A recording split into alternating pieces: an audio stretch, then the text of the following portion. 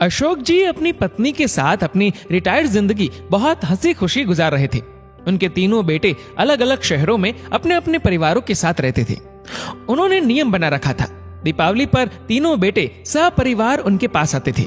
वो एक सप्ताह कैसे मस्ती में बीत जाता था, कुछ पता ही नहीं चलता था। कैसे क्या हुआ, उनकी खुशियों को तो मानो जैसे किसी की नजर ही लग गई।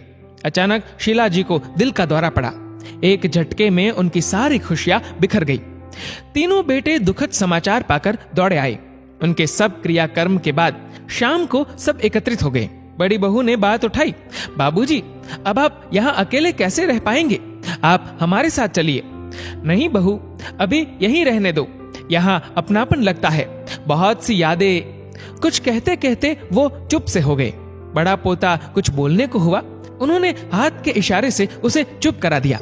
बच्चों, अब तुम लोगों की माँ हम सबको छोड़कर जा चुकी है। उसकी कुछ चीजें हैं, वो तुम लोग आपस में बांट लो। मुझसे अब उनकी साथ संभाल नहीं हो पाएगी। ये कहते हुए वो अलमारी से कुछ निकाल कर लाए।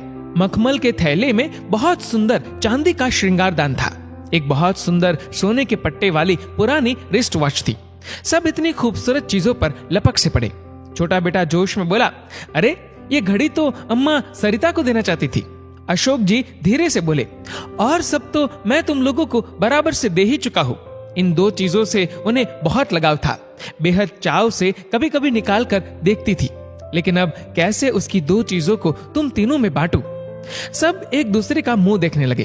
तभी मंझला बेटा बड़े संकोच से बोला, ये श्रृंगारदान वो मीरा को देने की बात करती थी।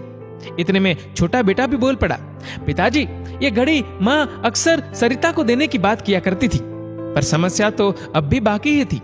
वो मन ही मन सोच रहे थे, बड़ी बहू को क्या दूं? उनके मन में भाव शायद बड़ी बहू ने पढ़ लिए थे। वो बोली, बाबूजी, आप शायद मेरे विषय में सोच रहे हैं।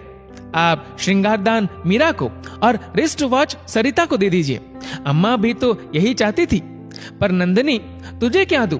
समझ में नहीं आ रहा। आपके पास एक और अनमोल चीज है, और वो अम्मा जी मुझे ही देना चाहती थी। सबके मुंह हैरानी से खुले के खुले रह गए।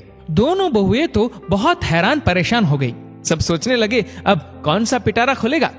सबकी हैरानी और परेशानी को भांपकर बड़ी बहू मुस्कुराकर बोली, वो सबसे अनमोल तो आप स्वयं है बाबूजी। पिछली बार अम्मा जी ने मुझसे कह दिया था, मेरे बाद बाबूजी की देखरेख तेरे जिम्मे। बस अब आप उनकी इच्छा का पालन करें और हमारे साथ चले। पेड़ बूढ़ा ही सही, आंगन में रहने दो, फल न सही छांव तो अवश्य देगा। ठीक उसी प्रकार माँ बाप बूढ़े ही सही, घर में ही रहने दो। दौलत तो नहीं कमा सकते, लेकिन अपने बच्चों को संस्कार अवश्य देंगे। दोस्तों, इस वीडियो को लेकर आपकी क्या राय है, नीचे कमेंट करके जरूर बताएगा। और अगर आपको वीडियो अच्छा लगा हो तो इस वीडियो को लाइक करेगा, शेयर करेगा ज्यादा से ज्यादा लोगों तक। और ऐसे ही और भी इंस्पिरेशनल वीडियोस के लिए सब्सक्राइब करें हमारे यूट्यूब चैनल को और फेसबुक पर फॉलो करें हमारे पेज को।